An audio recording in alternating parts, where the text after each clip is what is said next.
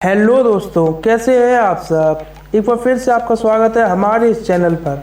क्या आप जानते हैं कि भारत के कौन से राज्य को भगवान का देश कहा जाता है। इसी राज्य में आज भी लोग बीमारी के इलाज के लिए सबसे ज़्यादा आयुर्वेदिक नुस्खे आजमाते हैं और यहाँ देश का एकमात्र ऐसा राज्य है जहाँ के हर गाँव में स्कूल और अस्पताल है।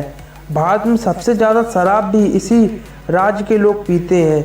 नेशनल ज्योग्राफी के द्वारा इस राज्य को दुनिया के 10 स्वर्गीय स्थानों में जगह दी गई है। भारत के महान ऋषि श्री शंकराचार्य का जन्म भी इसी राज्य में हुआ है। यहाँ की झीलें, झरने, पहाड़ियाँ, हरे भरे जंगल और बैक वाटर को देखकर आपका मन यहीं बसने को कह देगा। दोस्तों, आज हम बात कर रहे हैं भारत के दक्षिण छोर पर बने प्रकृति की गोद में बसे एक खूबसूरत सा राज्य केरल की। तो आप लोग अपनी सीट बेल्ट बांध लीजिए और निकलते हैं केरल के एक शानदार सफ़र पर।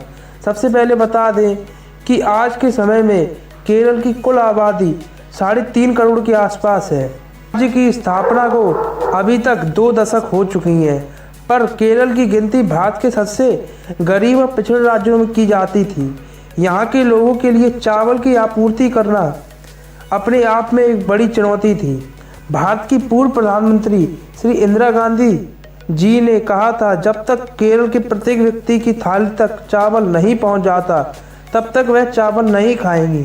लेकिन आज केरल भारत के सबसे प्रमुख धान का उत्पादन करने वाला राज्य है। केरल ने अपने शिक्षा व्यवस्था और स्वास्थ्य सुविधा की ओर ज़्यादा ध्यान दिया है और यही वजह है कि आज केरल भारत के सबसे शिक्षित राज्यों में सबसे आगे है। भाई, केरल भारत का पहला ऐसा राज्य है जहां पर छात्रों को 100% प्राथमिकता दी जा रही है। केरल के लोग बड़े ही नेक दिल इंसान होते हैं। यहाँ के लोगों का रहन सहन भारत के अन्य राज्यों से थोड़ा अलग है।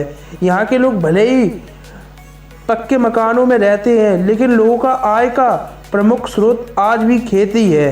दोस्तों, केरल भारत का वह राज्य है जहाँ पर आपको सबसे कम बेघर और बेसहारा लोग देखने को मिलेंगे।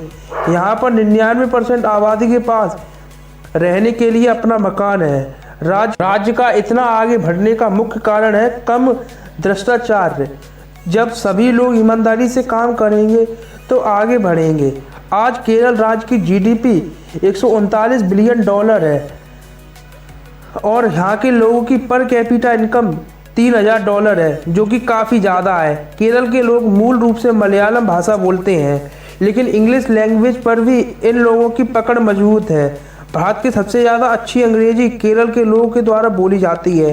नीति आयोग की एक रिपोर्ट के अनुसार केरल को भारत के सबसे ज़्यादा समृद्ध शहरों में जगह दी गई है।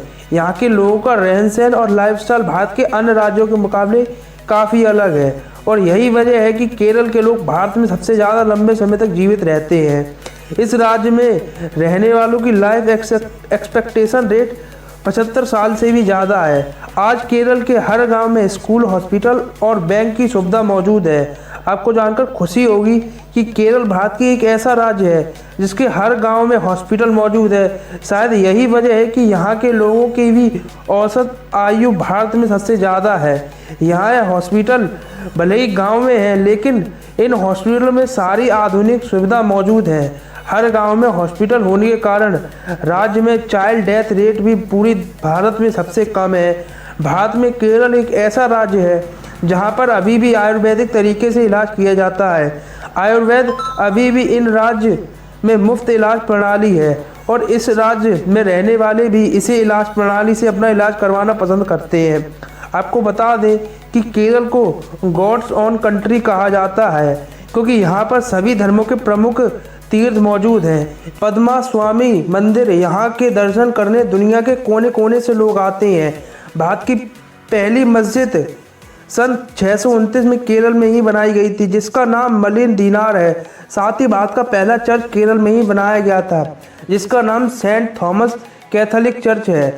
केरल के लोग बड़ी संख्या में अरब, कुवैत और कतर जैसे देशों में रोजगार के लिए जाते हैं। केरल भारत का ऐसा राज्य है जहां पुरुषों के मुकाबले महिलाओं की संख्या सबसे ज़्यादा है।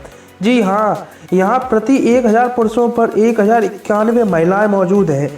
बात अगर धर्म की करें तो केरल राज्य में 55% आबादी हिंदू धर्म तो वहीं 26% आबादी मुसलमान है और ईसाई धर्म की आबादी 18% है।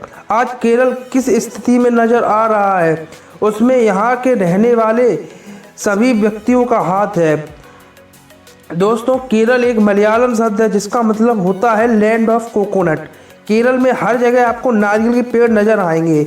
यहाँ पर नारियल पानी आपको पानी की बोतल से भी सस्ता मिलेगा।